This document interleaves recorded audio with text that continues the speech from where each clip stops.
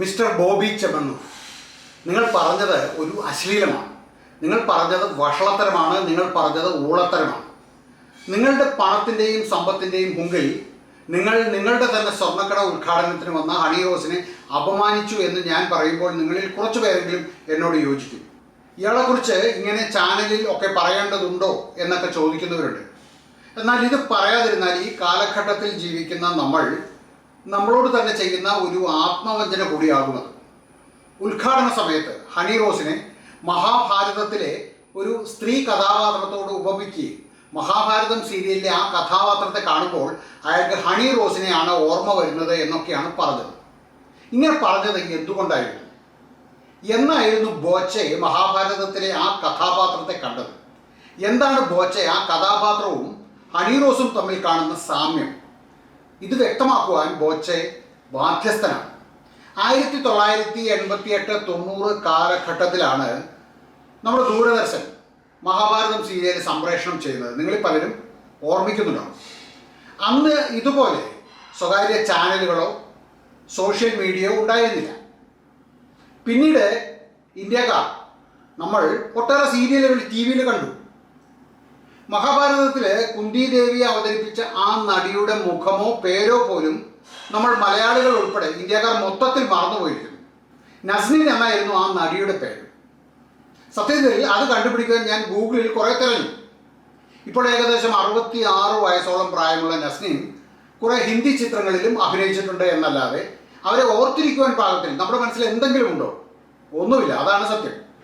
അപ്പോഴാണ് ആരും ഓർമ്മിക്കാത്ത ഒരു നടിയോട് ഹണി റോസിനെ ഉപമിച്ചുകൊണ്ട് ബോച്ചയുടെ ഇത്തരം പ്രയോഗങ്ങൾ. അതിഥി ദേവോ ഭവ എന്നതാണ് അതിഥികളോടുള്ള നമ്മളുടെ എക്കാലത്തെയും സമീപനം.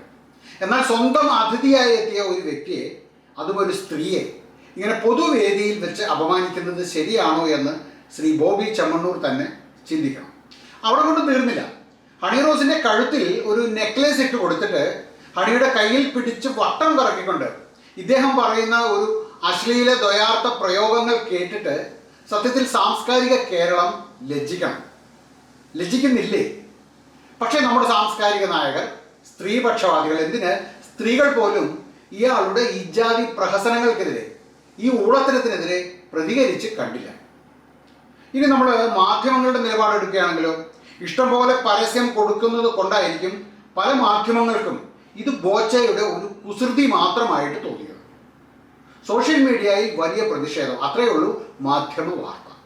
മാധ്യമങ്ങൾക്ക് പ്രതിഷേധമൊന്നുമില്ല, സോഷ്യൽ മീഡിയയ്ക്ക് മാത്രമേ പ്രതിഷേധമുള്ളൂ. ഇതെന്തൊരു കാലമാണ്! ചില ബോച്ചയെ പോലെയുള്ള ആൾക്കാർ, സിനിമാ നടന്മാർ, സെലിബ്രിറ്റികളൊക്കെ നമ്മുടെ ഇടയിലുണ്ട്. നമ്മൾ അവർക്ക് കുറച്ചധികം ലൈസൻസ് കൊടുത്തിട്ടുണ്ട് എന്നങ്ങനെ അവർ കരുതുന്നുണ്ട്. അവർക്ക് എന്തും പറയാം. അധിക്ഷേപിച്ചാലും വൃത്തികേട് പറഞ്ഞാലും നമ്മൾ പറയും, അത് ഇയാളല്ലേ, അയാൾ ഇങ്ങനെയൊക്കെ പറയൂ, അതുകൊണ്ട് കുഴപ്പമില്ല, സാരമില്ല, പുള്ളിക്കാരൻ്റെ പലവിധ കുസൃതികളിൽ ഇതൊന്നു മാത്രം എന്നൊക്കെ പറഞ്ഞ് നമ്മൾ ഇതിനെയെല്ലാം അങ്ങ് ലഘൂകരിച്ച് കളയും. എല്ലാവർക്കുമില്ല, നമ്മൾ ചില ആൾക്കാർക്ക് മാത്രം നമ്മൾ കൽപ്പിച്ചു കൊടുക്കുന്ന ഒരു പ്രിവിലേജാണ്. ഈ അടുത്തിടയ്ക്ക് ഒരു ചാനൽ പരിപാടിയിലും അവതാരകനുമായുള്ള സംഭാഷണങ്ങളിൽ ഇദ്ദേഹം ഇങ്ങനെയുള്ള ചില പരാമർശങ്ങൾ നടത്തുന്നത് കണ്ടു. അവതാരകനും അത് നന്നായി ആസ്വദിക്കുന്നുണ്ടായിരുന്നു. പണ്ടൊക്കെ മലയാള സിനിമകളിൽ കോമഡിക്ക് വേണ്ടി ദ്വയാർത്ഥ പ്രയോഗങ്ങൾ സംഭാഷണങ്ങൾക്കിടയിൽ നിറയെ ഉണ്ടായിരുന്നു. ഇന്നോ ദ്വയാർത്ഥ പ്രയോഗങ്ങൾ ഇല്ലെങ്കിലും ബീപ്പിട്ട് വേണം മിക്ക സിനിമകളുടെയും സംഭാഷണം കേൾക്കുവാൻ. അതുപോലെ ബോച്ചയുടെ സംഭാഷണങ്ങൾക്കിടയിലും ബീപ്പ് ഇടേണ്ടി വരുമോ? എൻ്റെ സംശയം അതാണ്. എനിക്ക് അത്ഭുതം തോന്നിയത് അവിടെ കൂടിയ പൊതുജനത്തെക്കുറിച്ചാണ്. അവരുടെ കയ്യടിയും കൂവലും അത് പോസിറ്റീവായിരുന്നോ അതോ നെഗറ്റീവായിരുന്നോ അറിയില്ല. പക്ഷെ ഇത് ആസ്വദിക്കുന്ന വലിയൊരു ജനക്കൂട്ടം ഇന്ന് കേരളത്തിൽ ഉണ്ട് എന്നതാണ് നമ്മുടെ ദുര്യോഗം. മിസ്റ്റർ ബോബി ചെമ്മണ്ണൂർ, നിങ്ങൾ നിങ്ങളുടെ വാക്കുകളിലും സംസാരത്തിലും കുറച്ചുകൂടി മിതത്വം പാലിക്കണം. ഇത് പറയാൻ ഇയാൾ ആരപ്പ എന്ന് ചോദിക്കുമായിരിക്കും. ഞാൻ ആരുമല്ല. പക്ഷെ ഇതൊക്കെ കണ്ടും കേട്ടും ഒന്നും മിണ്ടാതെ ഇരിക്കുന്ന വലിയൊരു നിഷ്പക്ഷരായ ജനക്കൂട്ടം ഈ നാട്ടിലുണ്ട്. അവർ ശരി തെറ്റുകൾ മനസ്സിലാക്കാറുണ്ട്, അത് വിവേചിച്ച് അതിനെ തിരിച്ച് അറിയാറുമുണ്ട്. അവരോട് ആരും ചോദിക്കാറില്ല, അവരുടെ ശബ്ദം ആരും പറയാറുമില്ല, ആരും കേൾക്കാറുമില്ല. ആ നിശബ്ദ നിഷ്പക്ഷ ജനത്തിൻ്റെ ഒരു പ്രതിനിധിയായിട്ട് എന്നെ നിങ്ങൾ കണ്ടാൽ മതി. ഒരു പബ്ലിക് ഡിസ്കോഴ്സിൽ നമ്മൾ അനുവർത്തിക്കേണ്ട ചില അലിഖിത നിയമങ്ങളും ചിട്ടകളും ഒക്കെ ഉണ്ട്. ഒരു പൊതു ഇടത്തിൽ സംസാരിക്കുമ്പോൾ അത് ആരെക്കുറിച്ചായാലും, ആണിനെക്കുറിച്ചായാലും പെണ്ണിനെക്കുറിച്ചായാലും, റെസ്പെക്റ്റീവ് ഓഫ് ദ ജെൻഡർ, ഭാഷയിൽ നമ്മൾ മിതത്വം പാലിക്കുക, ആദരപൂർവ്വം സംസാരിക്കുക. ഇതൊക്കെ അത്യന്താപേക്ഷിതമാണ്. വ്യക്തികളെ വില കുറച്ച് കാണുന്ന, അധിക്ഷേപിക്കുന്ന രീതിയിലുള്ള കമൻറ്റുകൾ, പദപ്രയോഗങ്ങൾ ഇതൊക്കെ ഒഴിവാക്കേണ്ടതാണ്. കാരണം അത്തരം പ്രയോഗങ്ങൾ വിനാശകരമായ ചില സ്റ്റീരിയോ ടൈപ്പുകൾ സൃഷ്ടിക്കും എന്നുകൂടി നമ്മൾ ഓർമ്മിക്കേണ്ടതുണ്ട്. പോസിറ്റീവായിട്ടുള്ള കമ്മ്യൂണിക്കേഷൻ നടത്തേണ്ടതും എല്ലാവരോടും സഹാനുഭൂതിയും ദയയും ആദരവും കാണിക്കുകയും ചെയ്യുക എന്നത് ഒരു പരിഷ്കൃത സമൂഹത്തിൻ്റെ ഉത്തരവാദിത്തമാണ്. ഈ വീഡിയോ ആരെയും അധിക്ഷേപിക്കാനോ ഇകഴ്ത്തി കാണിക്കാനോ ഉദ്ദേശിച്ചുള്ളതല്ല.